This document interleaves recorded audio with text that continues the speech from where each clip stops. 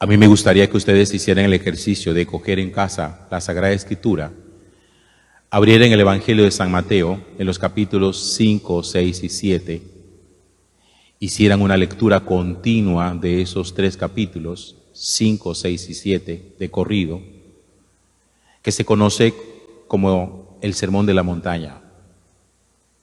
Son 3 capítulos muy interesantes, de grandes enseñanzas. Yo diría que ahí en el Sermón de la Montaña está está el corazón, las entrañas de las enseñanzas de Jesús. Quien quiera conocer cómo debe ser, cuál es el perfil, el talante de un cristiano, de un discípulo del Señor, tendrá que conocer ese Sermón de la Montaña.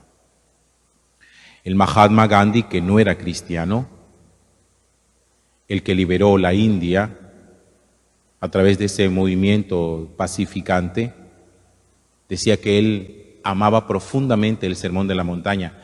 De hecho, él se inspiró en el Sermón de la Montaña, sin ser cristiano, para hacer su proceso de liberación de la India, de la colonización que tenían los ingleses. Y fue un hombre que se caracterizó por tener un corazón pacifista y que llamaba simplemente a la liberación mediante la no violencia. Él decía que le gustaba mucho el Sermón de la Montaña, que le gustaba mucho Jesús y que veía a Jesús como un gran profeta. En el Sermón de la Montaña hay muchas cosas que de alguna forma a nosotros nos advierten y que le ayudan a uno como a ir creando un estilo de vida en donde uno, atento a los signos de los tiempos, a los signos de Dios y a las cosas que nosotros vamos viendo en el mundo, nos vamos dando cuenta específicamente cuando algo viene de Dios y cuando algo no viene de Dios. Yo creo que nosotros nos devanamos mucho los sesos y echamos mucha cabeza tratando siempre de dilucidar, de entender, de conocer cuál es la voluntad de Dios. Hay mucha gente que dice eso siempre, ¿cuál es la voluntad de Dios? ¿Cuál es la voluntad de Dios? ¿Cuál será la voluntad de Dios? Miren, la voluntad de Dios no está fuera de la Sagrada Escritura. No se pongan a buscar la voluntad de Dios fuera de la Sagrada Escritura. La voluntad de Dios está contenida en la Sagrada Escritura. Y el que quiera conocer la voluntad de Dios necesita conocer las Escrituras. Todo lo demás es imaginación, invento.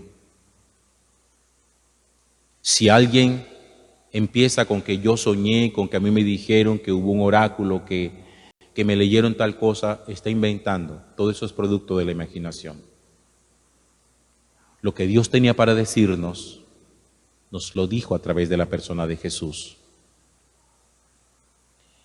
Y miren cómo, por ejemplo, entre ayer y hoy, hay 2 textos que son bien interesantes.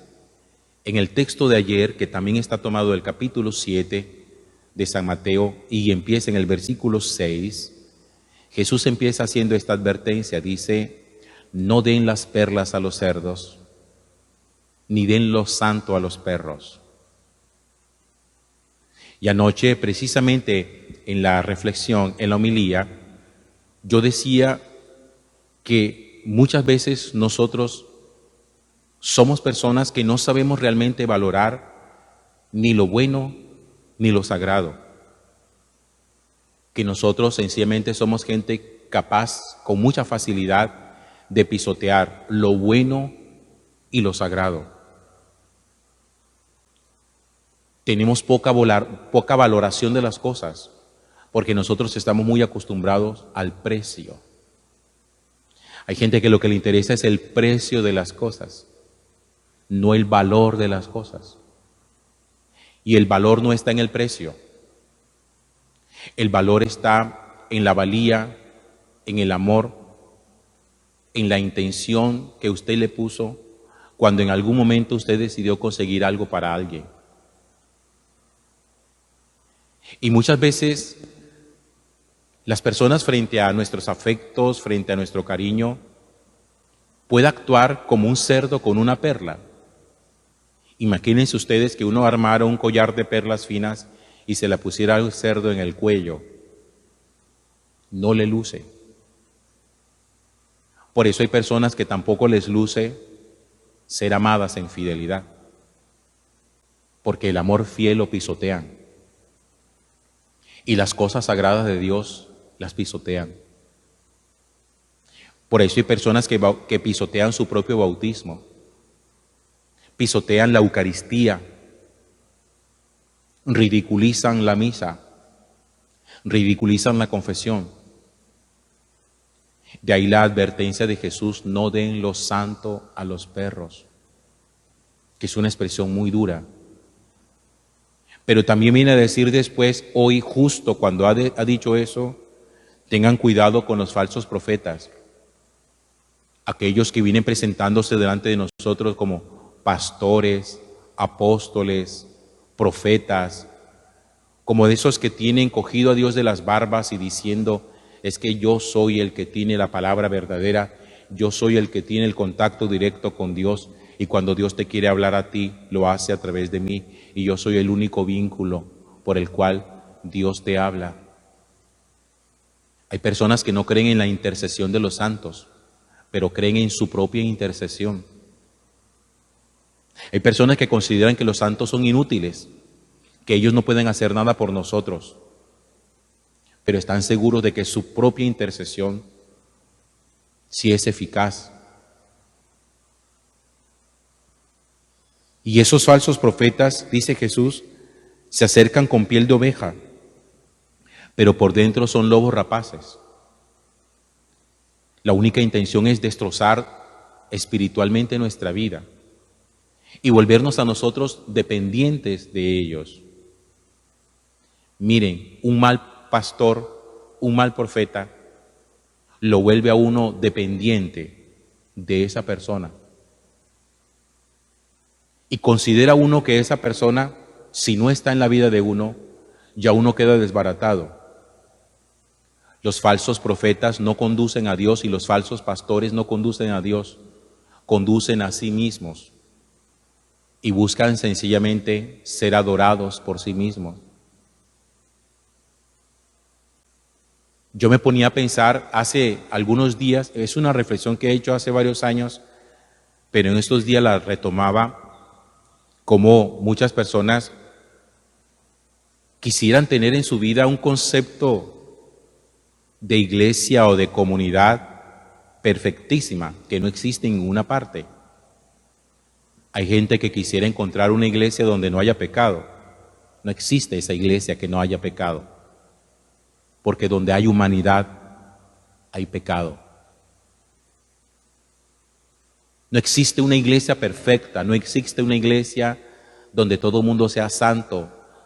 Eso no existe. Y Jesús, que conoce perfectamente de humanidad porque se hizo hombre, sabe cuáles son las emociones y los sentimientos que se revuelcan en nuestro corazón, que suelen ser muy confusos. Porque nosotros por dentro llevamos muchas cosas, buenas y malas, y hacemos un revuelto de todo eso, de la bondad y de la maldad, de los buenos deseos y de los malos deseos. Porque un día dejamos salir a flote nuestro ángel, pero otro día también dejamos salir a flote nuestro demonio, dependiendo quién nos atice, dependiendo quién es el que viene a sacar de nosotros lo mejor o a sacar de nosotros lo peor. Y Jesús advierte del peligro de ser engañados. Y uno suele ser engañado cuando uno desconoce las Escrituras. Uno no se puede quedar simplemente con lo que dice el profeta, con lo que dice el apóstol, con lo que dice el pastor, con lo que dice el predicador. Hay que confrontar con la Sagrada Escritura. Porque si usted se queda con lo que dice el pastor, pero desconoce las Escrituras, usted puede terminar siendo engañado. Porque cuando uno no tiene cimiento, cuando uno no tiene fundamentación teológica espiritual, uno le come cuento y le come carreta al que sea. Y hay gente que se deja envolver fácilmente por la carreta y por el verbo de otro. Esos son los falsos profetas, que no pretenden hacernos llegar a nosotros a los pies de Jesús, sino que nos hacen llegar a los pies de ellos, y que son sencillamente lobos rapaces. ¿Cómo conoce uno la contundencia, la veracidad de un profeta, de un pastor, dice Jesús, por sus frutos. Así como uno sabe si un árbol está sano por los frutos, también sabe si un árbol está enfermo por sus frutos. Por sus frutos los conocerán, dice Jesús. El cómo actuamos nosotros permanentemente. Por lo menos la lucha honesta, por lo menos eso, la lucha honesta para tratar siempre de ser coherentes. De no hacerles creer a ustedes falsamente que la salvación se puede comprar, que se puede negociar, que se puede hacer un trueque con ella. De no crearles a ustedes dependencias espirituales, viviendo toda la vida amamantándose de lo que dice el pastor o de lo que dice el profeta. Tenemos que ser conducidos a los pies de Jesús. Y un profeta verdadero es el que nos señala permanentemente a Jesús. Un profeta nunca se señala a sí mismo. Hay a quienes les gusta llamarse superapóstoles. Hay quienes presumidamente, presuntuosamente, les gusta hablar de esta noche tendremos jornada de sanación y de milagros. Y están seguros de que si oran ellos y solo ellos, el milagro se produce, pero solo por ellos. Eso es ser presumido y eso es ser un falso profeta. Yo no sé cuántos de ustedes conozcan o por lo menos hayan oído hablar del padre Emiliano Tardif, sacerdote de la Renovación, que mucha gente que lo conoció decía que tenía el don de la sanación. A él una vez se lo preguntaron y él decía, miren, yo no considero que tengo el don de la sanación. Cuando a mí me piden que ore por alguien, yo simplemente hago oración, nada más. Dios verá si cura o no cura. Pero yo no me pongo a orar pensando de que sí, porque yo oro lo voy a curar. Porque eso es presumido. Porque el que cura es Dios, no la persona que está orando. Y es un falso profeta el que considera que solo si yo hago oración, tú te vas a sanar. Eso es falso.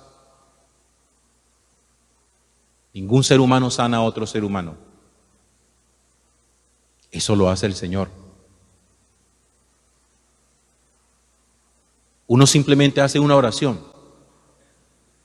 suplica a Dios, y Dios en su liberalidad decide si es el momento para que esa persona reciba el milagro y la sanación que está pidiendo.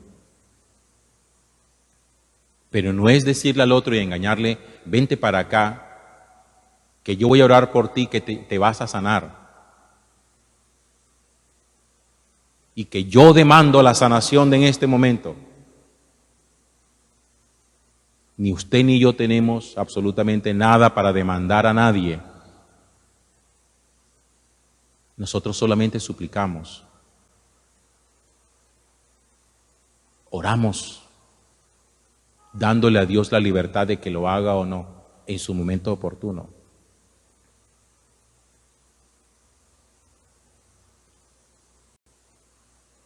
En esa búsqueda y muchas veces en esas necesidades que uno puede llegar a tener, se presentan lobos rapaces vestidos de oveja, que se aprovechan justamente de lo que usted necesita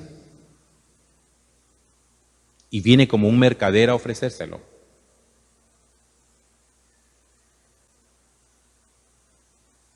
Por eso hay personas que cuando necesitan sanación física, viene el que dice yo te la doy. El que necesita sanar su economía, viene el otro y le dice, yo te la doy. El que necesita sanar su familia, viene el otro y le dice, yo te la doy. Muchos falsos profetas intuyen cuál es nuestra necesidad. Y a partir de nuestra necesidad, entonces ahí vienen justo como falsos profetas a decir: yo soy tu sustento, yo soy tu liberador, yo soy tu proveedor. Busquen a Cristo. Porque nosotros, cuando digo nosotros me refiero a mí, nosotros como ustedes, necesitamos de Cristo y buscamos a Cristo.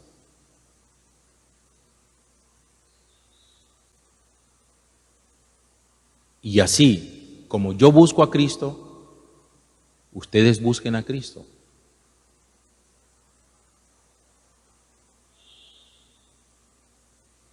Acuérdense que hay, el Salmo 23 dice: el Señor es mi pastor. Lo que uno no puede cambiar nunca es pensar que el pastor es mi Señor.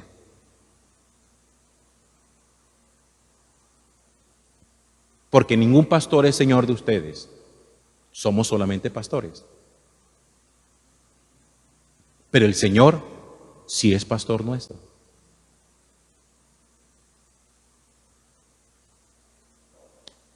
Lean esos 3 capítulos de San Mateo, 5, 6 y 7, por favor.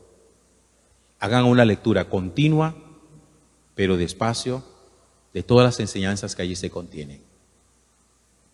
Gloria al Padre, y al Hijo, y al Espíritu Santo, como era en el principio, ahora y siempre, por los siglos de los siglos.